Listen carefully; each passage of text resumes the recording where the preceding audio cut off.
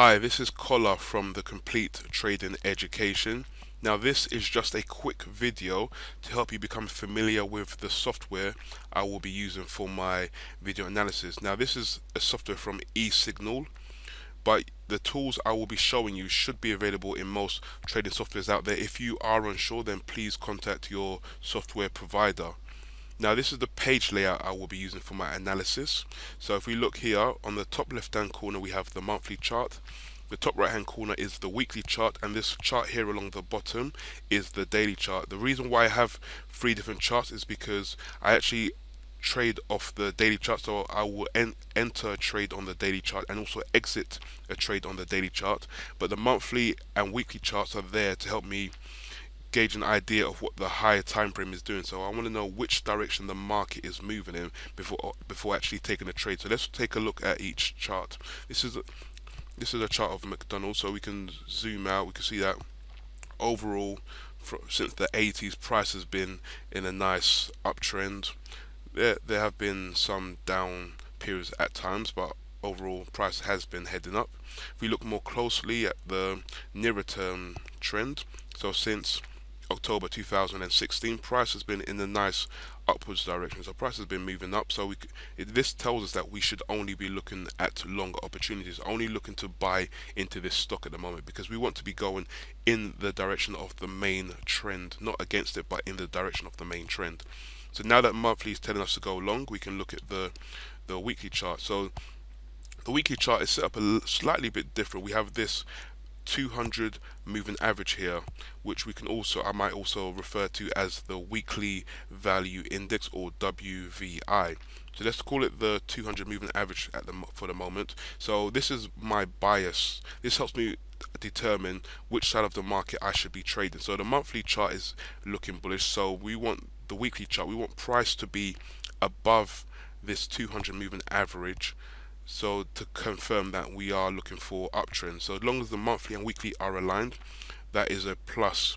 So if, for example, price does move down below the weekly 200 moving average, and the monthly chart is saying that we are in a strong uptrend, I want to stand aside because we are getting conflicting results. We want both charts to be aligned. So now that price on the weekly chart is above the 200 moving average, we can confirm that we can look for longer opportunities. So let's now go to the daily chart.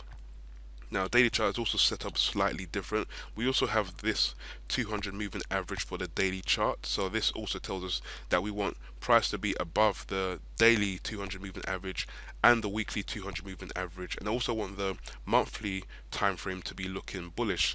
So in this example, we have the monthly looking bullish, weekly chart is above the 200 moving average, and the daily chart is also above the 200 moving average. Gives us a reason to go long.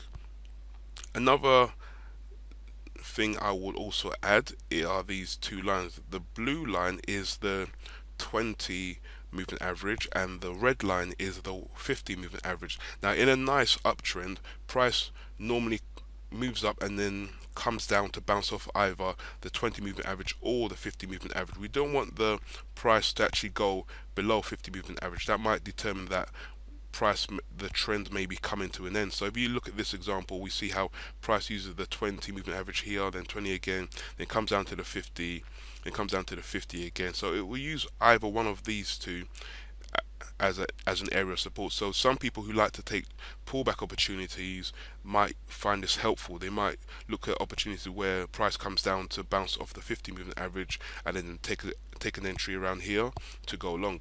Or some, like myself, might wait for a breakout of previous highs. So this is my page setup. It's very simple, but if used in the right way, can be very effective. So this is the setup. So this will help you familiarize yourself with how I do my analysis. There are other things I may add, such as support and resistance lines. So I might draw a line at, let's say, this support area, and watch how price would use that support area to bounce off it. Or I also might use trend lines. But these are the main tools I will be using for my analysis. Just a couple of things to add. You might notice that on the weekly chart and the daily chart, the bars are colored differently to what you expect. If you look here on the monthly chart, we see that bullish bars are green and bearish bars are red, which is normal. But on the weekly and daily chart, what we have here there are filters. So we have our own filter. So in an uptrend, the filter would be green, and in a downtrend the filter would be red. So if we are looking for long opportunities, we want to make sure that the filter on the weekly and daily charts are green. They're both green. And if we're looking for bearish trends, if we're looking to make money in the declining market, we want to make sure that the filter on the weekly and the daily charts are red. So at the moment, if you look at this example, McDonald's, on the daily chart we have green bars, and on the weekly chart we have green bars, so we would look for long opportunities. Another thing to add is, along with using the 20 moving average and 50 moving average as support areas, we also want them to be aligned. So in a nice uptrend, we want the faster line, the 20 moving average, to be above the 50 moving average, and the 50 moving average to be above the 200 moving average. So here in this case, we can see that we are aligned. The 20, then we have 50, then we have 200. They're all aligned, so we can look for long opportunities. These, added to other confluences of events, will add to your favor of a continuation of the uptrend. So I will go over these in my analysis. So if you want, please rewatch this video if you are not clear with anything, and feel free to send me any questions you may have.